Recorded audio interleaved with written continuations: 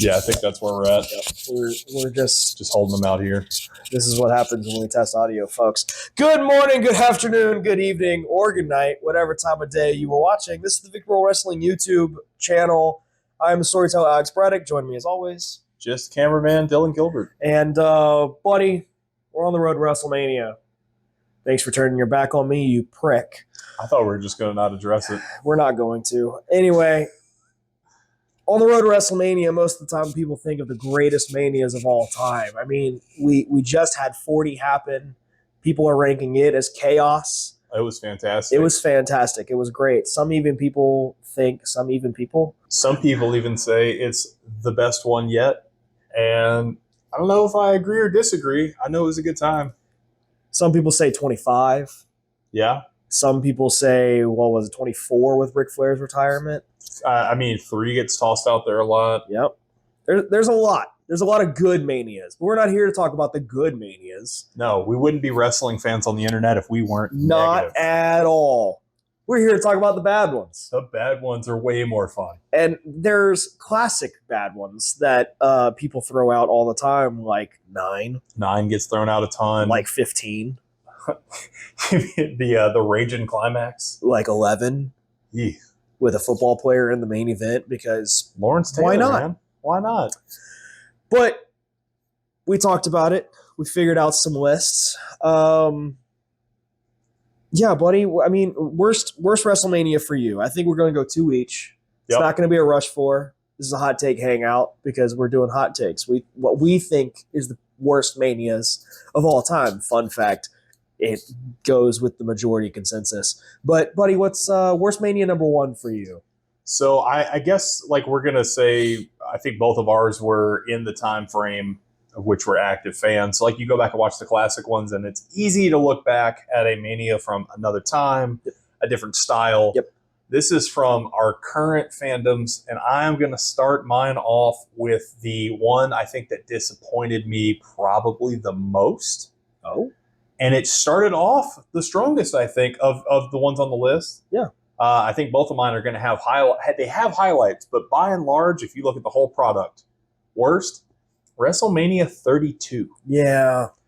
You look at Zack Ryder winning the IC title in a fantastic ladder match, and I was a plant worker at the time. I remember coming home from a 12-hour shift, and I was really excited to watch Mania, and that match hits, and I'm like, all right, here we go. And then And that wasn't even the roller coaster themed Mania. No. That's the worst part. That's the worst part. No, we had a ladder match that sets the tone for the night, you would think. And then 30-plus minutes of a Shane that can barely work and towards the end of his career, Undertaker, who's, in struggling. More than a half hour, and the only spot you remember from it is Shane jumping off the top. Which could have been 15 minutes with that same jump, and everybody would have loved it the same. We had the repercussions of a Royal Rumble for the WWE Championship when Vince goes, I don't know what to do. We need to make them love them. And he still fails to do that. Roman winning in the main event. The card was rough. Don't forget, there's a technical masterpiece on this one. 6 stars in the dome. The Rock versus Eric Rowan. Dude. In a, 8-second match that starts with The Rock with a flamethrower and The Rock. Yeah. I'm pretty sure the entrance was longer than the match itself. Oh, the entrance and the promo was 10 of the match. Yeah, it was fun. But, burying the Wyatt family that were massively over at the time. Yeah. It was a very odd choice. Yeah. But I just remember, from the excitement of sitting down watching the ladder match to, by the time the main event happened, I went from the couch to I was in bed waiting for the show to end so I could go to sleep. Yeah. It started so strong and then just. Yeah. So what's your first one? My first one's none other than WrestleMania 29. Because my response to you is twice in a lifetime? Twice in a lifetime. We needed it. Can anybody tell me what happened on the card for WrestleMania 29? No, you can't. No, you can't. You can't. I'll tell you. CM Punk versus The Undertaker. I don't even remember if it's an entertaining match or not. Because all you remember from that show is twice in a lifetime. And all you remember from that show is The Rock tearing his quad in the first 5 minutes. Oof. And if it's not that match, looking at you, Paul, correct us. Please. If it's not that match, then that just tells you how much more terrible that match was.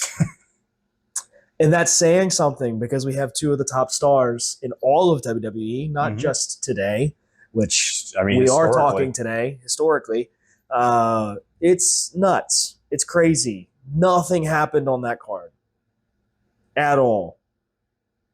Except Snooki? Or was that not even that card? No, that was on probably the one that's going to be that's going to be the pick. Yeah. But yeah, no, I can keep talking about WrestleMania 29. I mean, I could hard cut if I want to and actually go look up the card, but I have zero desire to because I don't care about it. It's just that bad. I have to agree. It's that bad, buddy. I'm tired of talking about this one. It's going to start rattling me up. What's your next pick? So again, just because there are amazing moments, and I would venture to say 3 matches that I would put in like my top 10, top 20 of the last last 10 years, last 15 years, does not make up for the fact that the rest of the card was okay at best. At best. WrestleMania 36. Oof. We have Kevin Owens and Seth Rollins in that no DQ match. I mean, Kevin diving off the sign. Yeah. Amazing. Fun. The Firefly Funhouse and the Boneyard match. Both fantastic. And better cinematic debuts for WWE than the swamp fight that New Day and Wyatt family had. It was. I thought it was like those matches were stellar. Yeah. But by and large, the rest of those, like the rest of the matches on that card, I mean, both nights. Yeah. WrestleMania 36 was at this point, 4 years ago? 4.5, 5 years ago? Yeah, it's close. I was shocked at half the matches I was reading when I was looking back at it. I was like, oh crap, I forgot this happened. I forgot these people ever faced each other. It was outside of like, it's not a 30 where you have like a storyline that runs through. It's not a 31 where it's just classic after classic. Right. It was 3, over 2 nights, 3 amazing matches. And it's over 2 nights. And nothing else. Mind you, 2 of the matches was on night 2. The Boneyard match was night 1. Undertaker rode off into the sunset after beating AJ Styles. And then night 2 gave us Kevin Owens and Seth Rollins. Yep. And it gave us the Firefly Funhouse match. And the Firefly Funhouse wasn't even the main. And we got Rhea versus Charlotte, but it was such because of the situation, like Rhea getting that moment, because it was a pandemic show, it was like the first big show in a crowdless building. Yep. Unless it was something like Rollins and Owens where they're like flying off of the top of things, whatever, you don't feel it. Yeah. And so a lot of big moments that happen, you just don't feel like that. They're like, I completely forgot about Rhea and Charlotte until literally just when I said it. Yeah. I forgot that we had technically a three-way tag team ladder match, except it got turned into a triple threat match because 2 of the members got COVID. So John Morrison, Jey Uso, and Kofi Kingston had a ladder match when it was supposed to be Morrison and Miz, the New Day, and the Usos having a ladder match. Yeah. I mean, I love that WWE did something, and in that time where we all needed wrestling, we got it. But I mean, shoot, go back and watch anything outside of those 3 matches that I talked about earlier. It's impossible. 3 weeks prior, we went and saw our first indie show and fell in love with wrestling all over again. We were like, Mania's going to be great. And then Mania sucked. Like I said, outside of the cinematic and that no DQ, go back and watch that. Just try to go back and watch that one night. Just pick a night. Either one, doesn't matter. Go back and watch them. Yep. Almost unwatchable because no crowd. It's a whole different thing. Yeah, it's rough. All right. But buddy, I know you're gonna consensus call. We're definitely taking the consensus pick here. Yeah, I know it. WrestleMania 27. Remember everything I said about 29? I'm gonna say it again about 27. Cannot tell you a single match on the card. I just don't want to. It's that bad. Why did we technically end the main event on a double count out? Oh wait, that's right, because the Miz got concussed And then we had to have The Rock come in and technically end the match via DQ and then technically restart the match. Oh, wait, why? Because a special guest laptop GM restarting the match and having The Miz go over Cena at Mania to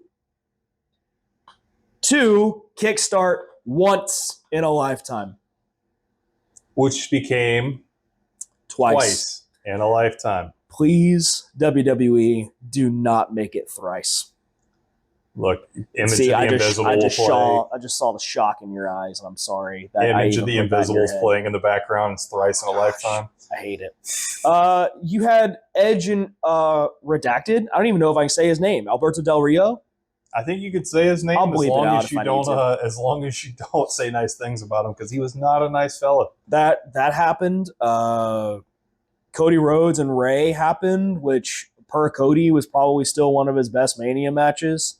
But like other than that, why it sucks for me is I got into wrestling from SmackDown vs. Raw 2011.